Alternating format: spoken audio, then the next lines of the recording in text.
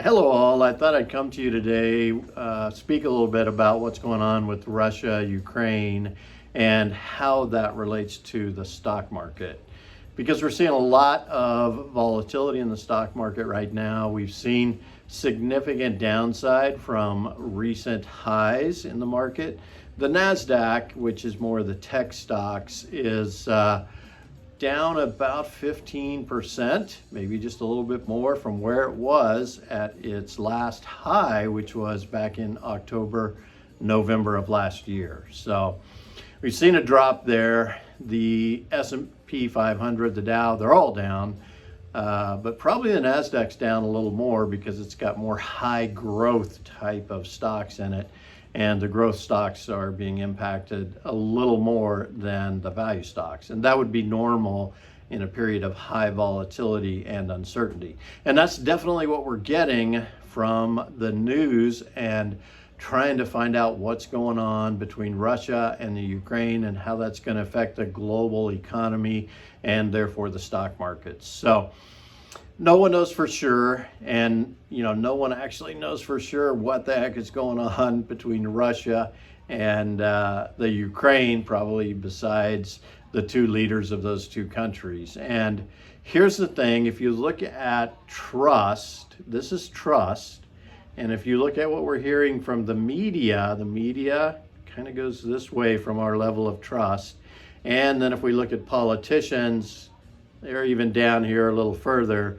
So trusting what we hear is really hard to do when it's coming from politicians and the media. And that's not against any Republican or Democrat. I mean, they're both going to fit into that same equation. I know most of us, whatever political side we're on, want to think the honest ones are on our side. But I think you're going to see that pretty much everywhere. Here's trust, here's the media, here's the politicians. So we have to understand that and deal with that as we think through all this. Anyway, the key here is how will the stock market react? And I think the thing we need to be concerned about then is how will your financial plans deal with the volatility in the stock market? Because we know it's going to be volatile when there's so much uncertainty out there. Now, one of the things they're talking about is the U.S., the Western countries, some of the EU are putting sanctions on Russia. And they're talking a lot about those sanctions are going to hurt more than anything the price of oil. And that is going to have ramifications over here in the U.S. And it's not just the price of gas at the gas pump, which definitely will be affected, but everything we deal with. When groceries get to the grocery store, they're coming somewhere from a tractor, a truck, getting them there. And all of the expense is going to go up when we've been dealing with high inflation, 40-year high, 7.5%, and this is going to impact that even more. Now, the one thing that the U.S. could do is begin to produce more oil and really turn that all around and not make the Europeans deal with the Russians' issues and not nearly so much. If we could produce more oil, and that would help here at home too, but I'm not sure that's going to happen. I kind of hope it does, at least in the short term. We could produce more oil and then figure out how to do a better job with our climate as we move forward. And we have incredibly creative people that are working on that right now, where it sounds like there may even be ways that we can improve the climate without stopping everything we're doing. So look for that in the future, and that could be a big bump to the economy and the stock market. So there are things out there that could cause really some great growth if all of a sudden everything gets resolved in Russia and the Ukraine.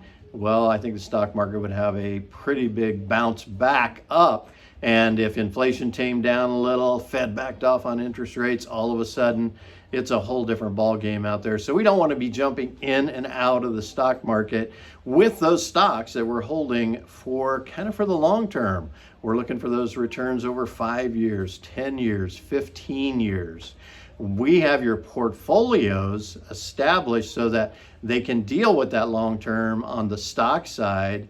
But if we need money on the short term side, we have areas to pull that from. We've either built up some cash in your portfolios, or we've got annuities that we can go to, pull money out without a penalty, up to 10%. So we've arranged your financial plans so that they can deal with this, because we knew and we know these kind of things are going to happen.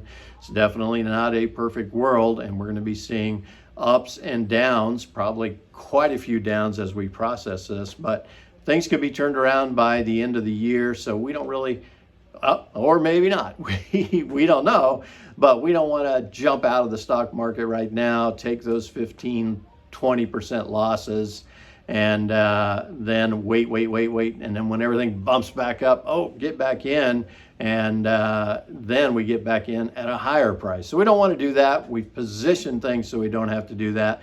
We do have a few things going on in your portfolios that we trade in and out of. So we sell at a high, we buy back at a lower point, and we do that multiple times over and over. So of course, those types of stocks, positions are a little different. Most of your portfolios are in there for the long-term growth, but we have a little of that going on in there too. Okay, so we're going to see the stock market uncertainty, and that's just okay. We will get through that.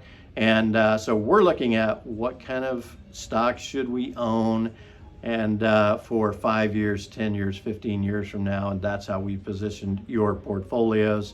There will be times when those go down and when they come up.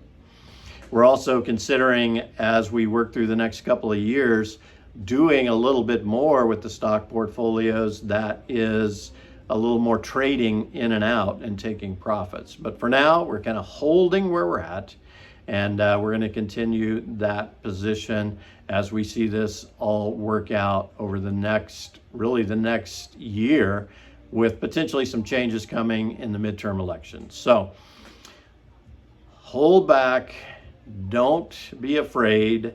You know, the only thing we have to really fear is fear itself. So don't be afraid.